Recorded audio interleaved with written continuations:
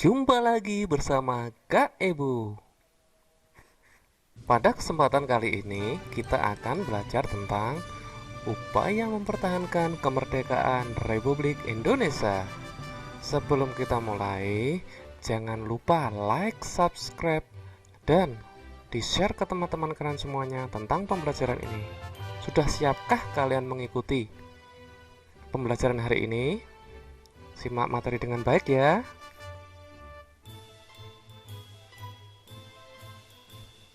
Setelah proklamasi kemerdekaan Republik Indonesia, bangsa Indonesia ternyata masih terus berjuang mempertahankan kemerdekaan Indonesia dari gangguan Belanda.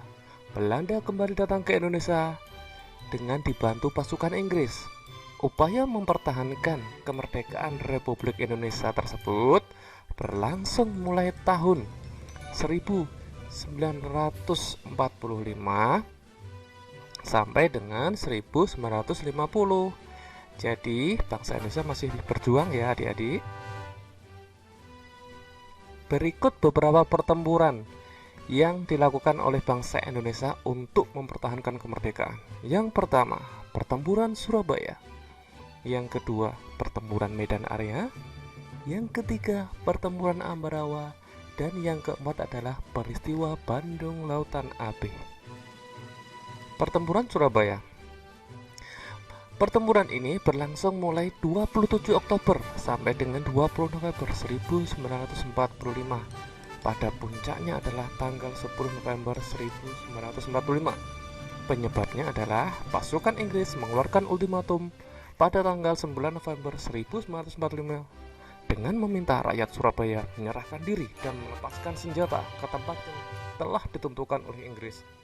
Akhirnya pun Bung Tomo bersama rakyat Surabaya menolak, sehingga terjadilah pertempuran dahsyat antara pasukan Inggris dengan menggempur Surabaya dari darat, laut, dan udara pada tanggal 10 November 1945. Dan saat itulah tanggal tersebut diperingati sebagai Hari Pahlawan, diabadikan di Stadion Gelora 10 November Surabaya di Surabaya. 2. Pertempuran Medan Area terjadi pada April 1946. Penyebab pertempuran karena sekutu dan Belanda ingin mengambil kekuasaan di kota Medan. Rakyat Medan pun menolak sehingga terjadi pertempuran, sehingga diperingati sebagai pahlawan rakyat Medan dengan sebutan pertempuran Medan Area. Yang ketiga, pertempuran Ambarawa berlangsung pada tanggal 20 Oktober 1945 sampai dengan 15 Desember 1945. Penyebab pertempuran ini karena perlawanan pasukan Tentara Keamanan Rakyat dipimpin oleh Panglima Besar Jenderal Sudirman terhadap sekutu. Sekutu ingin menduduki Ambarawa dan sekitarnya dan mengembalikan kekuasaan Belanda di Indonesia melalui Nica. Sebagai simbol pertempuran Ambarawa, maka dibangunlah sebuah monumen Palagan Ambarawa di wilayah Semarang. Yang keempat, peristiwa Bandung Lautan Api terjadi pada tanggal 23 Maret 1946.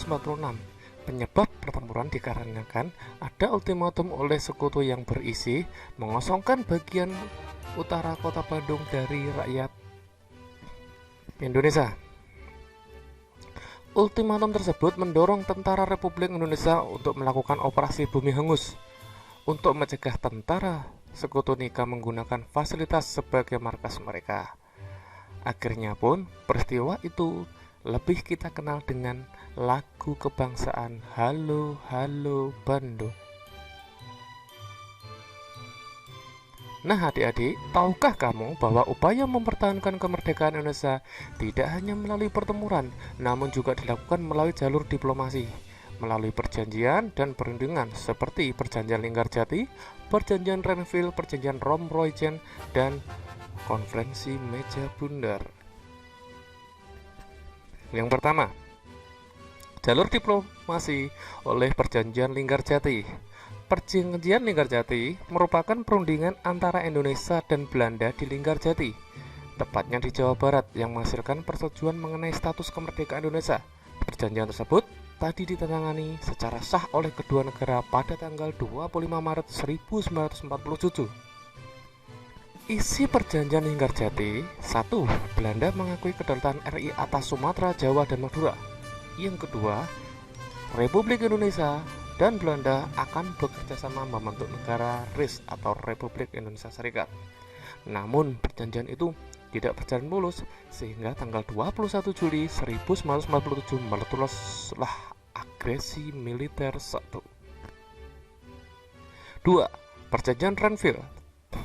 Perjanjian Renville merupakan perundingan antara Indonesia dan Belanda yang dilakukan di atas kapal perang Amerika Serikat atau di USS Renville yang berlabuh di Tanjung Priok, Jakarta pada tanggal 17 Januari 1948. Perundingan ini ditengahi oleh 3 negara yaitu Amerika, Australia, dan Belgia. Isinya, Republik Indonesia mengakui daerah-daerah yang diduduki Belanda pada agresi 1 menjadi daerah Belanda, sehingga perjanjian ini sangatlah merugikan oleh bangsa Indonesia. Perlu diadakan perundingan lagi. Selanjutnya, perundingan yang ketiga adalah Rom-Royjen. Perjanjian Rom-Royjen ini diambil kedua pemimpin delegasi yaitu Muhammad Rom dan Herman Royjen. Berlangsung pada tanggal 19 April 1949 dan ditandatangani pada tanggal 7 Mei 1945 di Hotel Indes, Jakarta. Tujuan perjanjian ini adalah menyelesaikan beberapa masalah mengenai kemerdekaan Indonesia sebelum konferensi meja bundar di Den Haag, Belanda. Isinya, pemerintah Indonesia akan dikembalikan ke Yogyakarta. Konferensi meja bundar berlangsung pada 1949 yang ditandatangani pada 2 November 1949 di Den Haag, Belanda. Isi perjanjian KMP yaitu Belanda mengakui kedaulatan RIS. Yang kedua, Irian Jaya akan diselesaikan setahun setelah pengakuan kedaulatan. Yang ketiga, akan dibentuk Uni Indonesia Belanda. Yang keempat, RIS mengembalikan hak milik Belanda dan memberikan hak konsesi untuk izin perusahaan Belanda. Dan yang kelima adalah pengambil alih utang Hindia Belanda oleh Republik Indonesia Serikat.